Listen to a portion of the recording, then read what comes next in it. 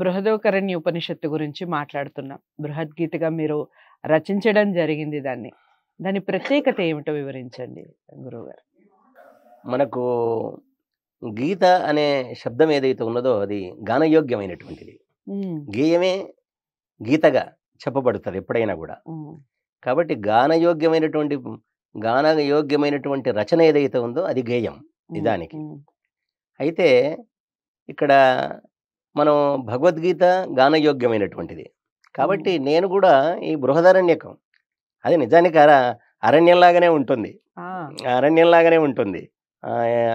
యొక్క ఎందుకు అరణ్యం అంటే బృహదారణ్యకం ఎందుకు అంటే మొత్తం అరణ్యంలో జరిగినటువంటి సంఘటనలే అన్నమాట. హ్మ్. మొత్తం హ్మ్. హ్మ్. వానప్రస్థులు గాని, హ్మ్. తర్వాత మునులు గాని, తర్వాత సన్యాసులు గాని, తర్వాత హ్మ్. గురుకులాలు గాని, హ్మ్. ఇవన్నీ గూడా గురువుల దగ్గరికి శిష్యులు రావడం గాని, హ్మ్. ఇవన్నీ గూడా అరణ్యంలో అరణ్యంలో జరిగాయి పూర్వకాలంలో. హ్మ్. గురుకులాలన్నిటి పూర్వకాలంలో అరణ్యాల్లోనే ఉండేవి. ఇప్పుడు గూడా హ్మ్. గురుకులాలు ఊళ్ళల్లో ఉండవు. హ్మ్. నగరాల్లో ఉండవు. దూరంగా ఉంటాయి. హ్మ్. దూరంగా ఉంటాయి. హ్మ్. అదే సంప్రదాయం ఈనాటికి గూడా పాటింపబడుతుంది. రైట్. హ్మ్. అయితే ఈ అరణ్యానికి సంబంధించినటువంటి ఈ విషయాన్ని ఒక తోటగా మార్చాలి నేను. అది. హ్మ్. ఒక తోటగా మార్చాలి. ఏవండీ అరణ్యాన్ని తోటగా మార్చాలి అంటే ఏం జేయాలి? ఆ ఆధ్యాత్మిక విషయాలను హ్మ్. గానయోగ్యం జేయాలి హ్మ్. అని నేను ఈ ముత్యాల సరాల్లో రాయడం మొదలుపెట్టాను. హ్మ్. ఈ ముత్యాల సరాల్లో రాయడానికి గూడా కారణం ఏమిటి అంటే, ముత్యాల సరాలను ఆధునిక సాహిత్యంలో ప్రవేశపెట్టిన ఆయన గురజాడ అప్పారావు గారు. హ్మ్. ఆ! ఆయన ముత్యాల సరాలు ఆయన రాశాడు. హ్మ్. నేను ఎంఏలో స్వర్ణ పతక గ్రహీతను. హ్మ్. గురజాడ అప్పారావు స్వర్ణ పతకం నాకు లభించింది. అబ్బా! ఆ! కాబట్టి ఆయన మీద నాకు చాలా ప్రేమన్నమాట. హ్మ్. హ్మ్. అందుకే ఈ యొక్క ఉపనిషత్తులను మనం గానయోగ్యం జేసి హ్మ్. చక్కగా మనం ముత్యాల సరాల్లో రచించి పాడితే ఎంత బాగుంటుంది అని నాకనిపించింది. హ్మ్. అనిపించంగానే నాకు ఎప్పుడైతే ఈ బృహదారణ్యకోపనిషత్తులో ఆ మొదటి ఒక ఖండిక హ్మ్. హ్మ్. ఎప్పుడైతే హ్మ్. మొదటి అధ్యాయంలో మొదటి ఖండికను ఎప్పుడైతే చదివానో హ్మ్. అప్పుడు నాకు 4 మాటలు అలవోకగా నా నోటి నుంచి వచ్చాయి. చెప్పండి అవి అవేవి. ముత్యాల సరాలలో. హ్మ్. కష్టపడుతూ బ్రతుకునొక్కడు కష్టపెడుతూ బ్రతుకునొక్కడు కష్టమెరుగక బ్రతుకునొక్కడు విడిచి సర్వము బ్రతుకునొక్కడు అని. హ్మ్.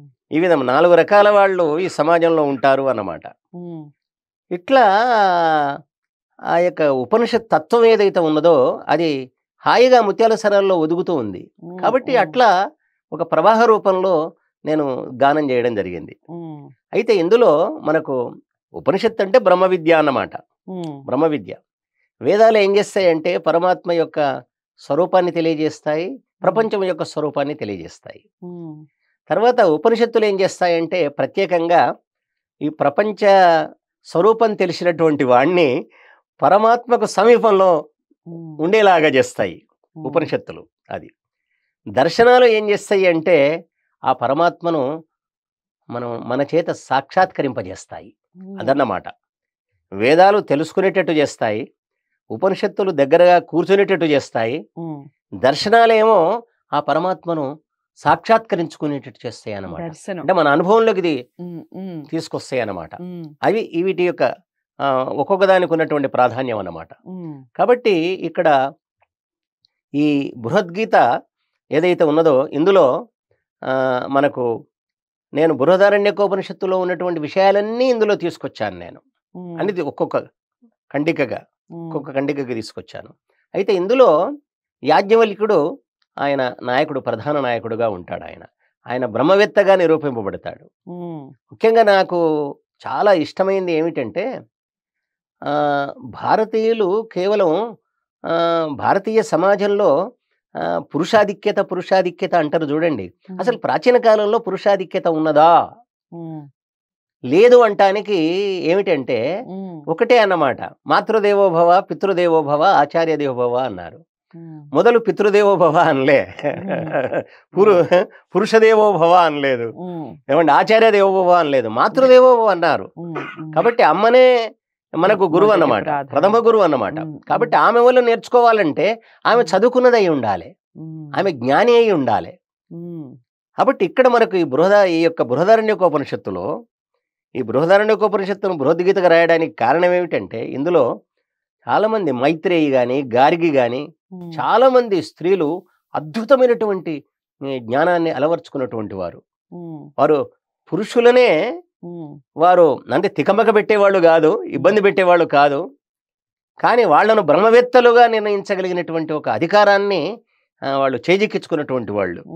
కాబట్టి నాకు అనిపించింది నిజంగా ఈ బృహద్గీతను గానం చేసి ఆ యొక్క స్త్రీల యొక్క ఔన్నత్యం కానీ, లేకపోతే మన ధర్మం యొక్క సనాతన ధర్మం యొక్క ఔన్నత్యం కానీ కదా, అది ఈశ్వర తత్వం కానీ, తర్వాత ప్రకృతి పురుష వివేకం కానీ కదా, ఇవన్నీ కూడా తెలియజేయాలనిపించింది నాకు. ఇంకా దీంట్లో ముఖ్యమైన అంశం ఏమిటంటే, ఇందులో ఇది బృహద్గీత కులానికి మతానికి అతీతమైనటువంటిది, ప్రాంతానికి అతీతమైనటువంటిది, విశ్వజనీయమైనటువంటిది అన్నమాట. మనం యూనివర్సల్ అంటాం మనం ప్రతిదాన్ని. యూనివర్సల్ అంటే ఏమిటి? యూనివర్సల్ కల్చర్ అనేది ఎక్కడ ఉన్నది? ఏ పుస్తకంలో ఉన్నది? యూనివర్సల్ యాటిట్యూడ్ ఏమండి, ఆ విశ్వజనీనత అనేది మనకు వేదాల్లో కనిపిస్తుంది, ఉపనిషత్తుల్లో కనిపిస్తుంది. అది నన్ను బాగా ఆకర్షించింది. కాబట్టి అందరికీ ఉపయోగపడేది కావాలి. అందుకే అప్పుడప్పుడు అంటుంటాను, వేదం అందరిది, వాదం కొందరిది అని. కాబట్టి వేదం అందరిది అంటే ఆ వేద మార్గంలో ఉన్నటువంటి ఉపనిషత్తులు కూడా అందరివి, అందరికి కూడా ఉపయోగపడతాయి. ఇందులో స్త్రీ యొక్క ఔన్నత్యం ఉంది ఇందులో. తర్వాత మనకు అందరికీ జ్ఞానం అందాలన్న ఒక సదుద్దేశం కూడా మనకు ఈ ఉపనిషత్తు ద్వారా తెలుసుకోవచ్చు. కాబట్టి ఈ బృహద్గీత ఎన్నో ప్రత్యేకతలు కలిగినటువంటిది. అందుకే నేను దీన్ని ముత్యాల సరాల్లో రచించి అందించడం జరిగింది. రైట్. చాలా అంటే చాలా చక్కటి విషయాలు చెప్పారు.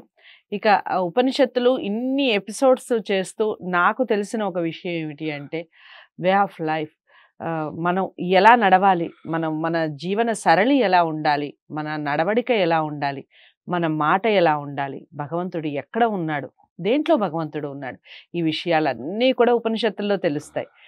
తెలుసుకోవాలి అంటే ఖచ్చితంగా ఎపిసోడ్స్ చూడాలి, మీరు వినాలి, పిల్లలందరికీ చూపించాలి. ఇలాంటి వీడియోస్ని అందరికీ షేర్ చేయాలి. షేర్ చేస్తారని నేను అనుకుంటున్నాను. వీడియోని లైక్ చేసి షేర్ చేయండి, ఛానల్ని సబ్స్క్రైబ్ చేసుకోండి. తదుపరి వీడియోతో మళ్ళీ కలుస్తాను. నమస్తే.